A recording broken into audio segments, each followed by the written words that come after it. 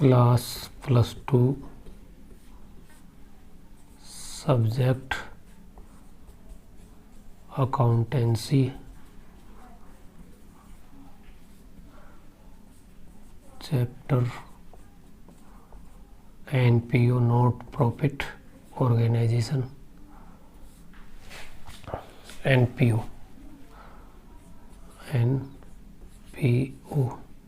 Not profit organisation. जैसे कि पहली वीडियो में मैंने आपको समझाया था कि अलाभकारी संस्थाएं क्या होती हैं, उनका अर्थ मैंने आपको समझाया था। ऐसी संस्थाएं जो लाभ के उद्देश्य से स्थापित नहीं की जाती, क्योंकि लोगों की भलाई के लिए उनको हम स्थापित करते हैं, तो वो होती हैं अलाभकारी संस्थाएं, एनपीओ। अलाभकारी जो संस्थाएं होती हैं उनकी विशेषताएं मैंने आपको बताई थी। वह अलाभकारी संस्थाओं की आय के साधन कौन कौन से होते हैं? गवर्नमेंट की ग्रांट या आम लोगों से चंदा या दान, सब्सक्रिप्शन या डोनेशन जो प्राप्त होता है, वो ऐसी संस्थाओं की आय का प्रमुख साधन होता है। तो इसके साधन ये थे, इसकी विशेषता पढ़ी। फिर हमने ऐसी संस्थाएं खाते क्यों तैयार करते हैं उसके बारे में बताया। ऐसी संस्थाएं कौन कौन से खाते तैयार करती हैं वो भी मैंने आपको बताया था कि वो 3 प्रकार के खाते तैयार करती है। एक तो आपको बताया था रिसिप्ट्स एंड पेमेंट अकाउंट।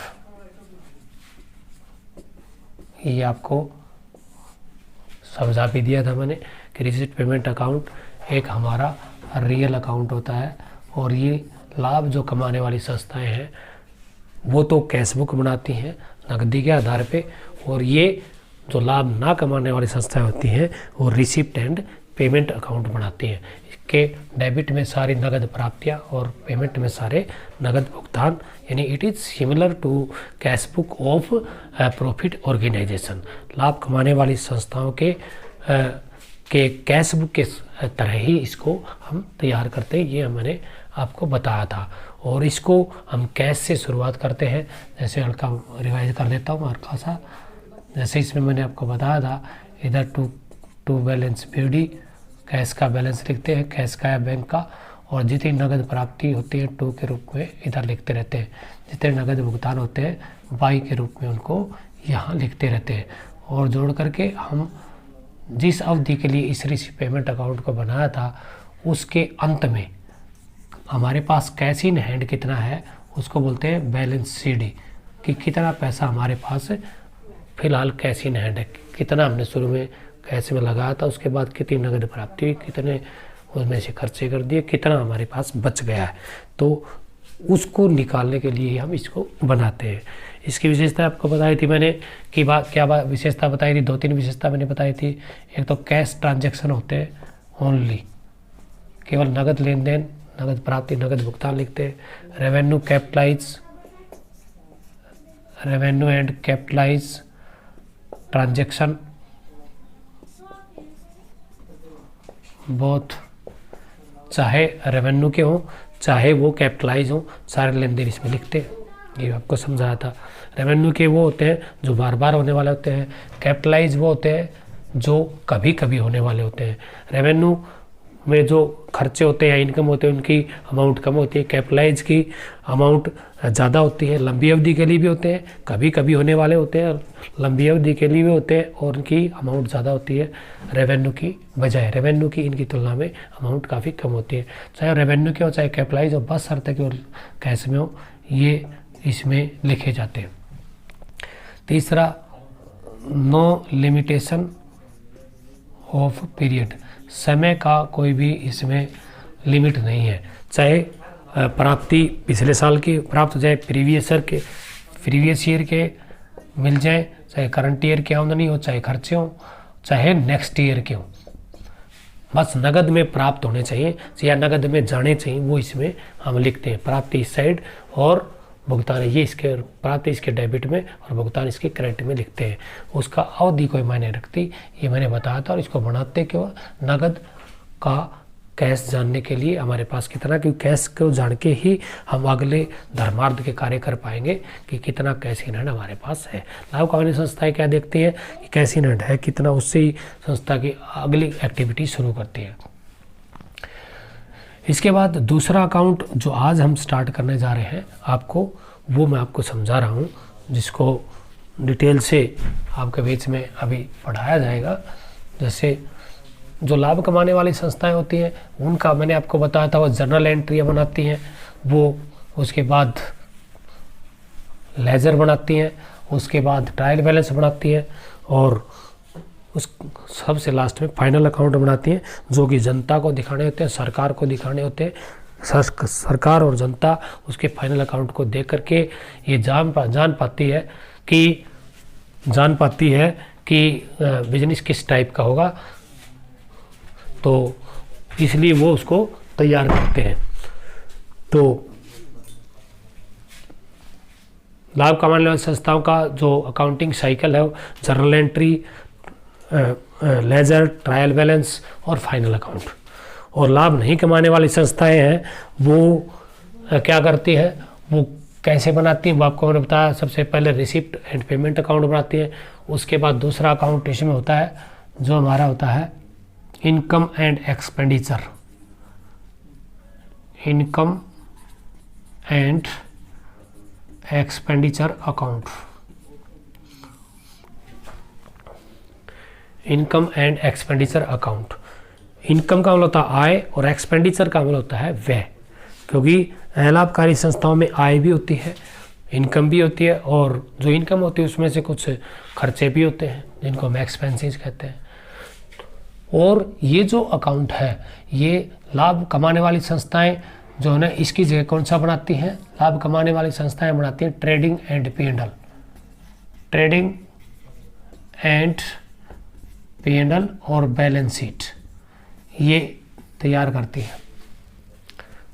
लाभ कमाने वाली संस्थाएं ट्रेडिंग या P&L बना करके ग्रॉस प्रॉफिट, सकल लाभ, सकल हानि या शुद्ध लाभ या शुद्ध हानि को ज्ञात करती हैं, और ये जान पाती हैं कि बिजनेस ने कितना लाभ कमाया या कितनी हानि में चल रहा है। और बैलेंस शीट से हम ये पता लगा पाते हैं कि हमारे पास कितनी संपत्तियां हैं, कितने दायित्व हैं, संपत्तियों में कितना पैसा हमारा खुद का लगा हुआ है, कितना हमने बाहर से एडजस्ट किया है। तो उसी व्यवसाय की आर्थिक स्थिति का पता चलता है कि बिजनेस की पोजीशन कैसी है, आर्थिक रूप से बिजनेस किस प्रकार का बिजनेस है। तो ये तो लाभ कमाने संस्थाएं ट्रेडिंग एंड P&L बना करके लाभ हानि को जानती है, और बैलेंस शीट से एसेट और लायबिलिटीज की जानकारी ले पाती है, और इसी से पता होता है कि बिजनेस किस टाइप का है। ये बिजनेस का आईना है, बिजनेस का एक प्रकार का दर्पण है। इससे ही हम पता लग पाते हैं कि लाभ कमाने वाली संस्थाएं किस प्रकार की संस्थाएं अच्छे लाभ कमाने वाली हैं या मीडियम है या अच्छी नहीं चल रही हैं, उसकी जानकारी इससे मिलती है। खैर ये हमारा टॉपिक नहीं था, लेकिन इस मेन टॉपिक पे आने के लिए इसकी पिछली भूमिका को समझाना बहुत ज़रूरी होता है। तो इनकम एक्सपेंडिचर उसके समान, उसी की तरह ही बनता है। जिस प्रकार ट्रेडिंग एंड P&L बनाते हैं उसी प्रकार से इनकम एंड एक्सपेंडिचर बनाते हैं। इनकम एक्सपेंडिचर भी नॉमिनल अकाउंट होता है। कौन सा अकाउंट होता है? नॉमिनल। ट्रेडिंग P&L भी नॉमिनल अकाउंट्स के नियम लागू होते हैं। पर्सनल, रियल और नॉमिनेशन 3 प्रकार के अकाउंट्स होते हैं, तो इस पे नॉमिनल अकाउंट लागू होता है। जबकि रिसीट पेमेंट पे कौन सा लग रहा था? वो हमारा लग रहा था रियल अकाउंट। यहाँ पे नॉमिनल अकाउंट की का नेम फॉलो होगा, उसकी दृष्टि से हम इसको बनाएंगे। तो ये लाभ कमाने वाली संस्थाएं लाभ कमाने वाली संस्थाएं ट्रेडिंग P&L बैलेंस शीट बनाती हैं, जबकि लाभ नहीं कमाने वाली यानी कि NPO जो संस्था है वो इनकम एंड एक्सपेंडिचर बनाती हैं, और इसके ऊपर नॉमिनल अकाउंट्स के नियम लागू होते हैं। Debit all expenses and the losses and credit all incomes and the gains. सभी खर्चों और हानियों को डेबिट कीजिए और सभी लाभों और आयों को क्रेडिट कीजिए। इसका नियम हमने 11वीं कक्षा में आपको पढ़ाया था कि nominal account debit all expenses and the losses and credit all incomes and the gains. तो उसका नियम फॉलो करते हुए हम इस अकाउंट को मेंटेन करते हैं, तैयार करते हैं।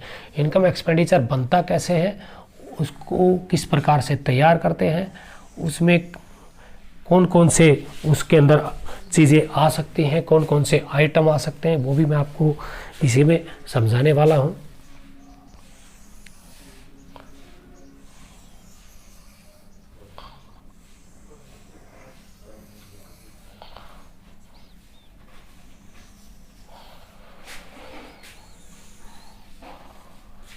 इधर होती है एक्सपेंडिचर, ये अमाउंट, ये इनकम, ये अमाउंट, ये इसकी डेबिट साइड, ये इसकी क्रेडिट साइड।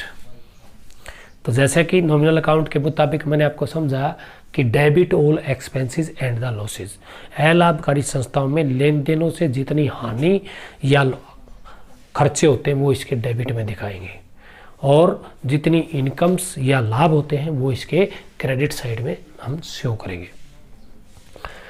तो इसमें इसको समझने के लिए हमने सबसे पहले ये पता होना चाहिए कि नॉमिनल अकाउंट क्या होता है, और इसको नॉमिनल अकाउंट का ही पता नहीं, वो इसको नहीं बना पाएगा, उसको पता ही नहीं कौन सी चीज़ डेबिट करनी है, कौन सी चीज़ इसको क्रेडिट करनी है, वो नेम को ही नहीं जान पाएगा, तो इसको बनाने में वो कामयाब नहीं हो सकता। तो इनकम एक्सपेंडिचर को समझने के लिए हमने इसके नेम का पता होना बहुत ही आवश्यक है। तो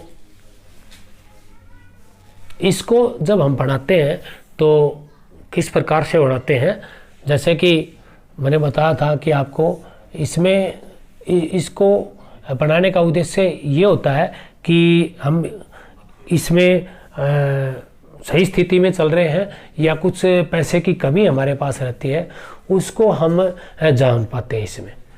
जैसे लाभ कमाने वाली संस्थाएं होती हैं, वो ट्रेडिंग पी&एल बनाती हैं, उससे क्या निकाल पाते हैं, नेट प्रॉफिट या नेट लॉस निकालते हैं।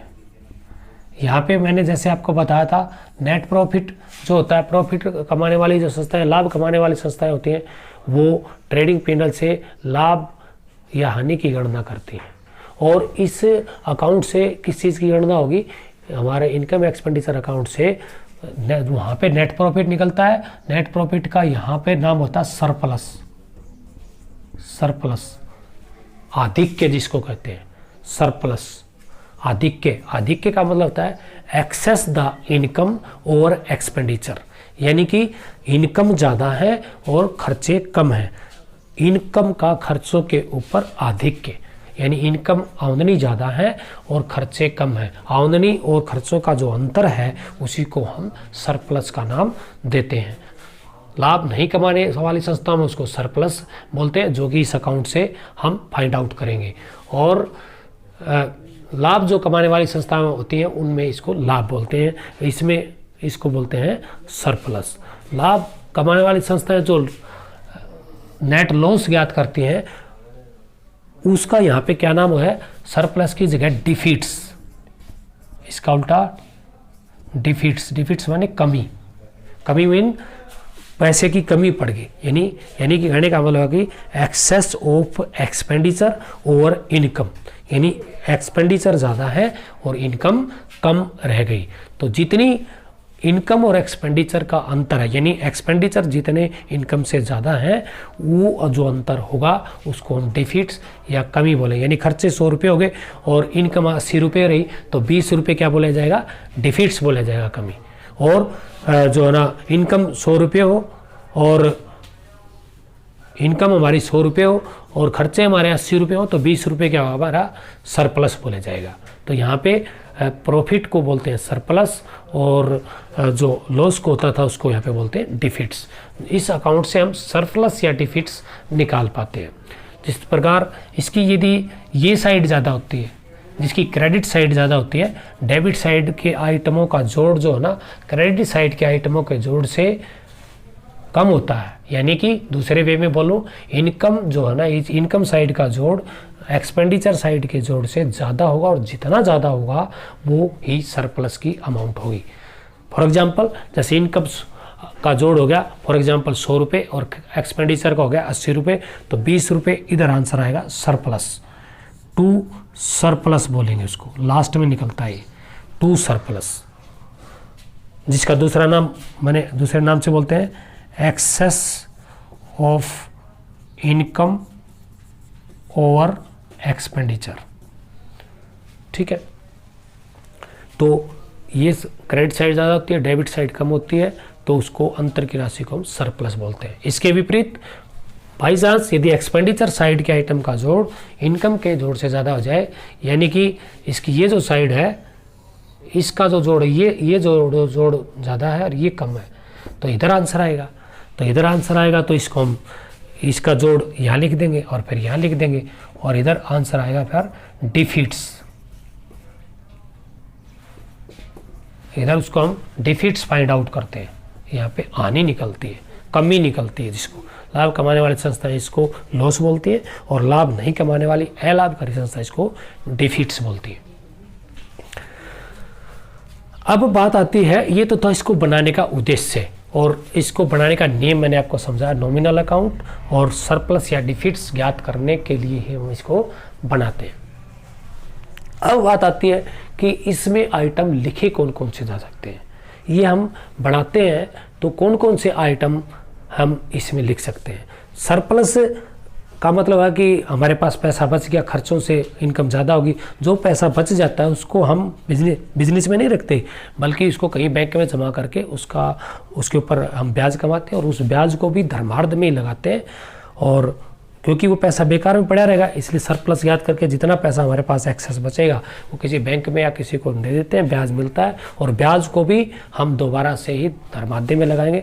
इसके सरप्लस को ऐसा नहीं है कि लाभ कमाने वाली संस्थाओं की तरह उसके मेंबर्स के अंदर बट जाएगा, ये ऐसा नहीं होता, क्योंकि ये धर्माद्य की संस्था है तो इसको बांट नहीं सकते, बल्कि ये सिर्फ ये जानने के लिए होता है कि इतना पैसा हमारे पास बचा हुआ है, इतना हमारे पास सरप्लस है, तो उसका कहीं उपयोग करते हैं, कहीं पे लगाते हैं बैंक वगैरह में, क्योंकि यहाँ पे रखेंगे तो उसमें से कुछ ना कुछ घटेगा, तो ब्याज और प्राप्त होगा एक्स्ट्रा में, उस सरप्लस को भी प्लस उसका जो ब्याज मिलेगा हमें, उसको फिर हम उस लोगों के हित में उसको हम लगाते हैं।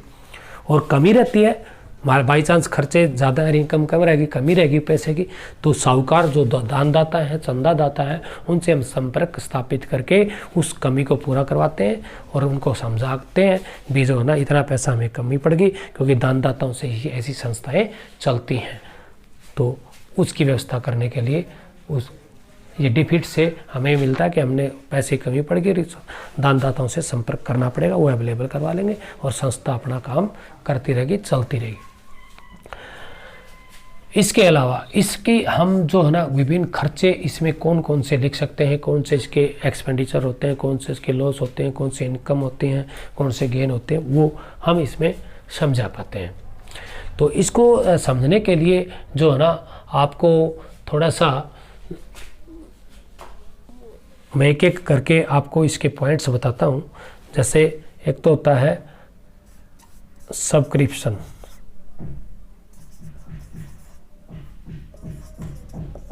चंदा।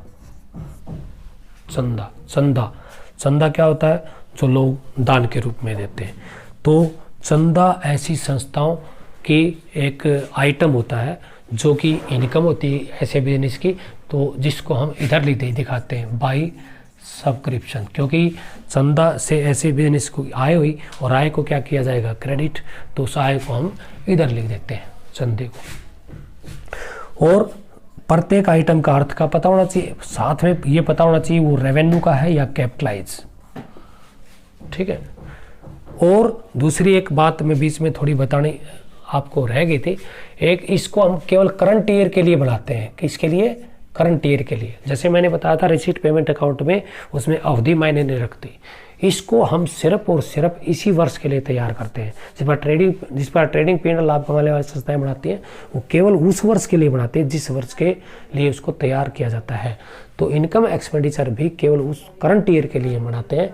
तो करंट ईयर की जितनी भी इनकम एक्सपेंडिचर है वो आएंगी इसमें, न कि पिछले साल की या अगले साल की, वो इसमें हम नहीं दिखाते, क्योंकि ये किसी अवधि विशेष के लिए तैयार करते हैं, उस अवधि में कितना सरप्लस या डिफिट हुआ उसकी जानकारी इससे मिलती है। और दूसरा उसमें मैंने बताया था रिसीव्ड पेमेंट में कि रेवेन्यू और कैपिटलाइज दोनों आइटम आते हैं। इसमें रेवेन्यू कैपिटलाइज दोनों नहीं आते, ओनली इसमें आते हैं ओनली रेवेन्यू ट्रांजैक्शन आते हैं इसमें। कौन से? केवल जो बार बार होने वाले हैं वही ट्रांजैक्शन इसके अंदर दिखाए जाते हैं। इनकम है तो वो इनकम साइड में दिखा देंगे उस ट्रांजैक्शन की, वो खर्चा है या लॉस है तो उसको डेबिट में दिखा देंगे। यानी कि केवल इस साल के आंकड़े, जिस वर्ष के लिए इसको बना रहे हैं, केवल उस वर्ष के आंकड़े और केवल रेवेन्यू के आंकड़े इसमें दिखाते हैं। रेवेन्यू के आंकड़े इस इनकम एक्सपेंडिचर में दिखाते हैं और रेवेन्यू के तो इनकम एक्सपेंडिचर में, और कैपिटलाइज दिखाते हैं बैलेंस शीट में। इसकी बैलेंस शीट भी बनाते हैं, ओपनिंग और क्लोजिंग। तो क्लोजिंग जो बैलेंस शीट है ओपनिंग का आइटम है तो ओपनिंग बैलेंस शीट में, क्लोजिंग साल के अंत का है तो क्लोजिंग बैलेंस शीट में।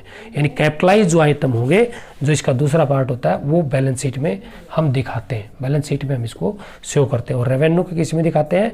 वो दिखाते हैं इनकम एंड एक्सपेंडिचर में। और इन दोनों को, रेवेन्यू और कैपिटलाइज दोनों को हम दिखाते हैं रिसिप्ट एंड पेमेंट में। रिसिप्ट एंड पेमेंट में रेवेन्यू कैपिटलाइज दोनों, और नॉमिन इसमें इनकम एक्सपेंडिचर में केवल रेवेन्यू के यानी कि जो बार बार होने वाले हैं और केवल इस वर्ष के आंकड़े हैं उन्हीं इनकम और खर्चों को इसमें दिखाते हैं। और कैपिटलाइज को जो लेन देन होते हैं उसको हम केवल बैलेंस शीट में दिखाते हैं। तो ये आपको क्लियर हो गया होगा। तो चंदा मैंने आपको बताया जैसे कि इनकम है और चंदा बार बार प्राप्त होने वाली है। तो चंदा क्या होता है? बार बार प्राप्त होना। तो कोई भी आइटम पढ़ते हैं तो उसका रेवेन्यू कैपिटलाइज आपको पता होना चाहिए। तो ये बार बार होने वाला है तो इसलिए इसमें आएगा, और आएगा फिर इधर आएगा डेबिट में, क्रेडिट में, क्योंकि ये इनकम है तो क्रेडिट में हमने लिख दी। दूसरा होता है इंडोनमेंट फंड। इंडोनमेंट होती है वसीयत, एक प्रकार की वसीयत जो हमें कभी कभी मिलती है। वसीयत के रूप में कोई भी चीज़ मिलती है, हमें बार बार थोड़ी मिल जाती है, वो कभी कभी प्राप्त होती है। जैसे बाबा दादा की जो चीज़ें हैं, जो संपत्तियां हैं, हमें कभी कभी प्राप्त होती हैं। इस प्रकार लेगेसी भी इससे मिलता जुलता होता है। तो जो बार बार प्राप्त नहीं होती, कभी कभी प्राप्त होने वाली होती है, उसको हम कैपिटलाइज बोलते हैं। क्या बोलते हैं उसको? कैपिटलाइज, कभी कभी प्राप्त होने वाली, और इनकी राशि भी बड़ी होती है, इसलिए ये कैपिटलाइज होने के कारण इसमें नहीं आएगी। रेवेन्यू की होती है तो इसमें आती है। रेवेन्यू कैपिटलाइज दोनों आइटम रिसीव इनकम एक्सपेंडिचर के बजाय रिसीव्ड एंड पेमेंट में आते हैं। रेवेन्यू के केवल इसमें आते हैं और बैलेंस शीट में कैपिटलाइज आइटम आते हैं।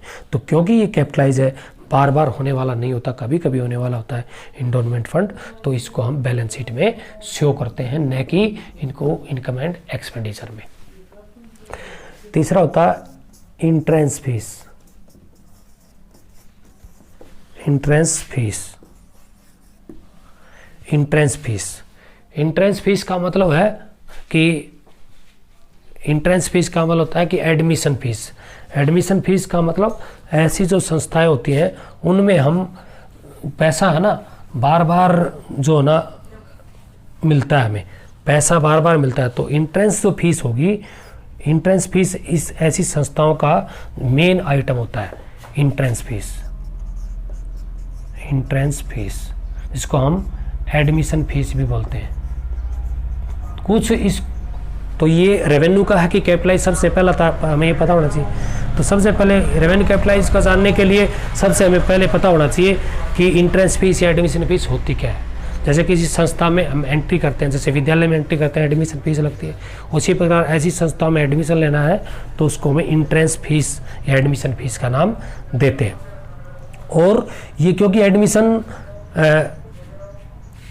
एक व्यक्ति से तो एक व्यक्ति से तो एंट्रेंस एक बार ही होती है उसकी, और क्योंकि व्यक्ति बहुत सारे उसमें एंट्री करते हैं तो संस्था के हिसाब से वो बार बार भी हो जाती है। तो कुछ व्यक्ति इसको रेवेन्यू का बोलते हैं, कुछ व्यक्ति इसको कैपिटलाइज बोलते हैं। रेवेन्यू का भी मानते हैं कुछ अकाउंटेंट, कुछ इसको कैपिटलाइज भी मानते हैं।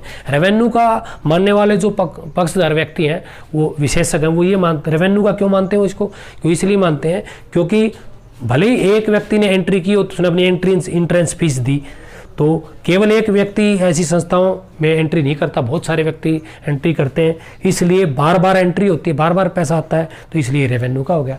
क्योंकि रेवेन्यू की विशेषता है कि बार बार होना। और कुछ व्यक्ति इसको कैपिटलाइज मानते हैं। वो क्या कहते हैं कि एक व्यक्ति ने तो एंट्री एक बार ही की, एक बार ही फीस दी उसने, तो एडमिशन फीस तो एक ही बार दी उसने, तो इसलिए उसको बोलते हैं कैपिटलाइज भी। तो क्योंकि बार अन्य अलग अलग सदस्य बार बार हमें पैसा प्राप्त होता है, तो कुछ इसको रेवेन्यू मानते हैं, और एक व्यक्ति से क्योंकि एक ही बार मिलता है इसलिए इसको कैपिटलाइज भी मानते हैं। तो हम इसको रेवेन्यू माने या कैपिटलाइज माने, यदि हमारे क्वेश्चन में स्पष्ट है रेवेन्यू या कैपिटलाइज मानना है तो रेवेन्यू कहे तो इसमें आएगी, कैपिटलाइज कहे तो बैलेंस शीट में आएगी, और कुछ नहीं कहे तो हम इसको रेवेन्यू का मानेंगे, और रेवेन्यू का मानते हुए इसमें हम इनकम एक्सपेंडिचर में इसको दिखाएंगे, कुछ नहीं बोले तो। फिर से क्लियर कर देता हूँ, यदि कुछ नहीं बोले रेवेन्यू का है कैपिटलाइज, तो हमने इसको रेवेन्यू मानना है और इसको इनकम एक्सपेंडिचर में दिखाना है। और ये लिख दे कैपिटलाइज मानना है तो हम इसको बैलेंस शीट में दिखाएंगे, और कुछ नहीं बोले तो मैंने बताया इसमें इनकम एक्सपेंडिचर में दिखाएंगे। तो यदि हम इसको रेवेन्यू का मानते हैं तो फिर यह इनकम है कि एक्सपेंडिचर है, ये जानना जरूरी है। तो क्योंकि इंट्रेंस फीस हमें प्राप्त होगी तो ये हमारी इनकम होगी, इधर आएगी इंट्रेंस फीस या एडमिशन फीस जिसको बोलते हैं, ये इधर आ जाएगी। ठीक है, और कैपिटलाइज है तो हम इसको कैपिटलाइज है तो बैलेंस शीट में दिखा देंगे। ठीक है, ये था हमारा इंट्रेंस फीस या एडमिशन फीस का बारे में। इसके बाद होता है डोनेशन, दान भी इस प्रकार का। दान दो प्रकार के होते हैं, स्पेसिफिक दान होते हैं, एक जनरल डोनेशन होता है, जनरल जो सामान्य दान, और स्पेसिफिक जो विशेष दान। सामान्य दान के पीछे कोई उद्देश्य नहीं होता, स्पेसिफिक और सामान्य में अंतर क्या है, जो विशेष दान होगा उसके लिखा मिलेगा donation for swimming pool, donation for building, donation for यानी किसी उद्देश्य से क्लियर लिखा हुआ मिलेगा, वो स्पेशल बोले जाता है। और जिसका डोनेशन केवल डोनेशन बता रखा है, अमाउंट छुट्टी है तो वो सामान्य दान है, और डोनेशन और अमाउंट बड़ी है तो वो विशेष दान है। तो विशेष दान के बारे में ये देखना पड़ेगा कि वो रेवेन्यू है कि कैपिटलाइज। तो कुछ इसको रेवेन्यू मानते हैं, कुछ रेवेन्यू मानते हैं या कैपिटलाइज मानने इसको डोनेशन को। तो दो, क्योंकि ये दो हैं, तो जर्नल जो डोनेशन होगा, जो हमारा जर्नल डोनेशन होगा, क्योंकि ये बार बार प्राप्त होगा और बार बार प्राप्त होगा, तो ये रेवेन्यू का हो गया हमारा। कौन सा हो गया? रेवेन्यू का, क्योंकि 2-2, 4-4 हज़ार रुपये संदेह के रूप में बार बार दान के रूप में हमें बार बार मिलते रहते हैं, तो ये रेवेन्यू का हो गया। और रेवेन्यू का होने के कारण इधर हम इसको दिखाते हैं, यानी कि जर्नल डोनेशन है ना, सामान्य छोटी अमाउंट का दान है तो हमें बार बार मिलेगा, और बार बार मिलेगा तो वो रेवेन्यू का हो गया। और रेवेन्यू का होने के कारण इनकम एक्सपेंडिचर में आएगा, और क्योंकि यह इनकम होगी इसलिए इसके क्रेडिट साइड में आएगा। विशेष दान है, स्पेशल डोनेशन, स्पेशल डोनेशन है तो ये कभी कभी प्राप्त होने वाला है, तो ये कैपिटलाइज होगा। जैसे donation for swimming pool, donation for buildings, तो ये विशेष दान हो गया।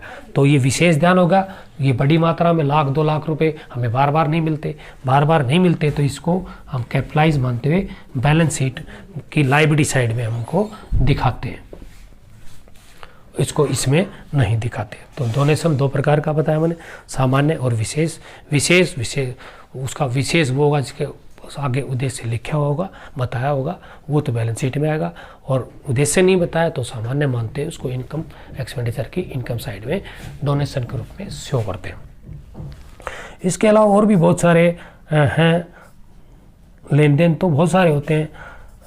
ये हो गया जैसे आपका सेल ऑफ ओल्ड एसेट्स, कोई पुरानी एसेट बेच दी, पुरानी एसेट जो जैसे फर्नीचर वगैरह है या और कोई चीज़ है जो ऐसे बिजनेस में टूटी फूटी चीज़ें उनको हम बेचते रहते हैं।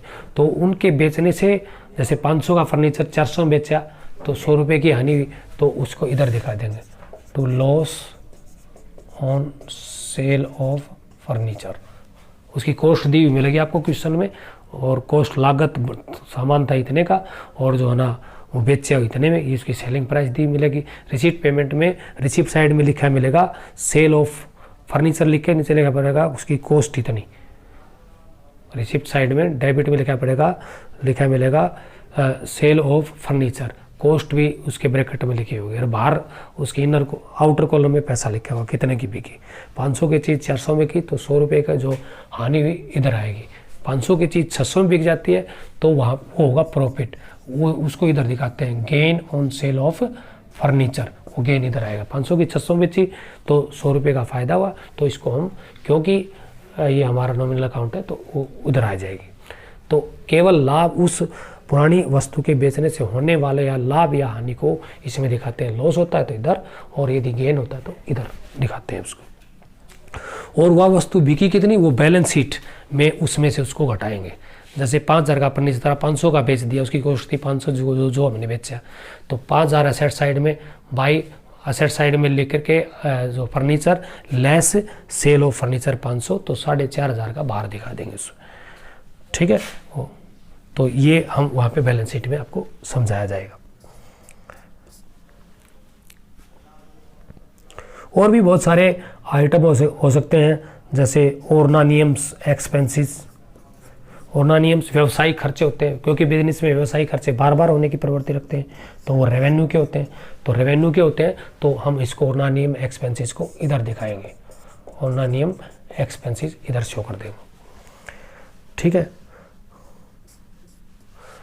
और भी कई प्रकार के इनकम या खर्चे हो सकते हैं, उनका प्रारूप बदलता रहता है खर्चों और इनकम का।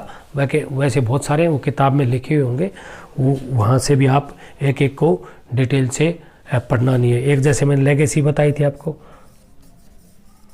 लेगेसी वसीयत इंडोलमेंट फंड की तरह से ही है, ये कैपिटलाइज होगी, तो कैपिटलाइज होने के कारण इसको बैलेंस शीट में हम दिखाते हैं। तो आज मैंने आपको समझाया कि इनकम एक्सपेंडिचर क्या है, क्यों बनाते हैं, केवल करंट ईयर के लिए बनाते हैं, ये सब चीज़ें आपको समझाई। तो आज का काम इतना ही। इन दोनों अकाउंट को आप अच्छी प्रकार से समझ लेना, इनका अर्थ जान लेना, इनकी विशेषताएं पढ़ लेना, क्यों बनाते हैं, इनकी विशेषताएं क्या हैं, दोनों में अंतर क्या है, ये सब आपने यहाँ तक का तैयार करना है। धन्यवाद।